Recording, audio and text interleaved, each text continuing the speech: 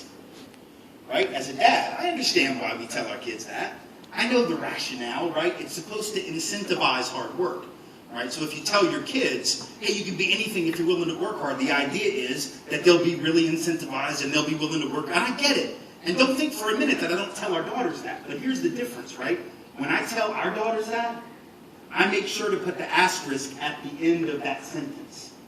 And the larger culture doesn't do that. What do I mean when I say put the asterisk at the end? The asterisk at the end is the part that says, oh yeah, by the way, for that thing that daddy just told you to be true, you're going to have to not only work hard as individuals, you're going to have to recognize that because you are girls and soon to be women, there will be boys and men, and sadly some women as well, who will perceive you as lesser because you are female. And so you will also have to get together with other people to overcome barriers based on sex and gender in order for that thing daddy told you to be true. In other words, hard work isn't just about you as an individual, it's about you collectively. See, and sometimes when I tell that story, always somebody in the room gets mad. Somebody says, oh, you shouldn't tell your daughters that. You shouldn't put the asterisk at the end of the promise of America because that will turn them into permanent victims. It will create a victim mentality. That's what people say. You'll create a victim syndrome if you tell them that. But that's not true at all. Trying to prepare them for the world as it is, not as I want it to be, as it is right now. To do anything less would be like sending my kids down a dark alley at night where there's a fence at the end of the alley. And it's electrified, but I don't want to tell them that it's electrified and might electrocute them because I don't want to freak them out. So I'm like, yeah, just run. I know, the alley's dark. I don't know what's it there. I know there's a fence. Electric? I don't know. Find out. I don't have any idea. And then they get down there and then they're on their ass having been shot by the fence. They're like, Dad, why didn't you tell me about the fence? I'm like, I don't know. I didn't want to make you neurotic. Like, what exactly am I going to tell them at that point? So I put the asterisk at the end. Yes, you can be anything you want to be if you're willing to work for it, and if you are prepared to fight to create justice systemically and institutionally for all people, including yourselves. But as a culture, we don't put the asterisk. We're afraid to put it. We just say the myth. You can be anything you want if you're willing to work hard. What's the danger of that? Think about it. If you're taught that, your kids are taught that, your parents were taught that, we all were taught that, and then you look around and you see the level of inequality. You don't have to be an anthropologist, right? You don't have to be a sociologist. You just have to be awake. You can be 5 years old, 6 years old. You can see who lives on that side of town and who lives on that side.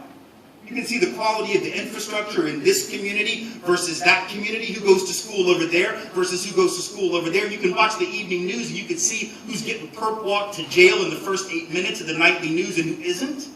And you start to draw your own conclusions, don't you? Because if you have been told that where you end up is all about you, then you look at the people who are at the bottom, and what's the logical conclusion that you reach? Logical conclusion based on what you were taught is that there must be something wrong with them. That's why they are there. And the people that are up here, there must be something really special about them. Think about what that does in terms of race, right? It inculcates white supremacy. Not only in white folks, but in people of color who start to wonder why their communities look like this as opposed to these communities look like this, disproportionately. It inculcates classism, right? Oh, the top 1%, the top 1/10, they just must be that much smarter. For real? Because here's the deal. In 1976, the wealthiest 1% of Americans owned and controlled roughly 26% of the wealth. That was pretty good, even that, right? 1% owning 26%, that's pretty impressive. Now, the top 1% own 47.5% of the stuff. Almost double what they owned in the mid-70s. Are we actually led to believe that the richest 2.5 to 3 million people doubled their IQ in 35 years? Did they just get that much smarter? Did rich people evolve in a way that the rest of us did not? The top CEOs in this country back in the mid-60s made 20 times what the average worker made. That was in the mid-60s. Now they make 345 times what the average worker made. Did CEOs have some evolutionary biological advance? Did the species known as Homo executivus have some incredible leap evolutionarily that the rest of us missed out on? Or did something else happen? See, it's not about merit. It's about a system that's been rigged on behalf of some and against others. But if you've been taught that where you end up is about you, when I see those folks who were in jail, I say, well, that's because they're the criminals. I don't have to deal with the truth, right? That a disproportionate number of the folks locked up for nonviolent drug offenses, even though drug crimes are equally committed by white folks as they are any other group. White folks just as likely to use, just as likely to possess, and just as likely to sell illegal narcotics, contrary to popular belief, but that is what the research tells us. But if I don't know that, and if I don't put the asterisk at the end of the promise of America, I come to the conclusion that the folks who were locked up because they're the bad ones, and the ones who are in the free world, so to speak, are free because they're not committing crime. Right? So at some point, we have to actually challenge the mythology of the country itself. Now, that's hard to do. But if we're not prepared to do it, think about how hard it's going to be to really alter systems of inequality, because those systems are being rationalized every day by the narrative of the culture. Right? So if the narrative is reinforcing that idea every day, and here's the problem, like even sort of liberal and remotely progressive politicians end up having to play that game, right? Because we have this system where you have to like articulate that. You have to, like, you could be a Democrat, you could be liberal, you could be progressive, and you still feel this compulsion, right? That you have, like, go back and look at some of President Obama's speeches on at least 14 different occasions. He has made this point really clear, despite Rudy Giuliani saying, he doesn't love America.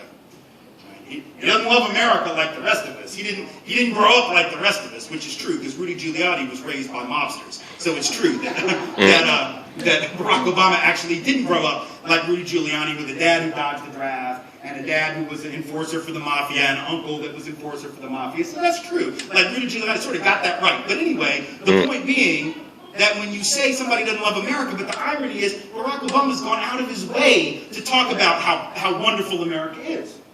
And in a way that's actually sort of unbecoming. I mean, I get it, I get the politics of it, but there's like 14 occasions where he talks about we're the greatest nation on earth, guided by providence. Oh my God. Guided by providence. You understand, like, man, if you're going to say that, right, if God is on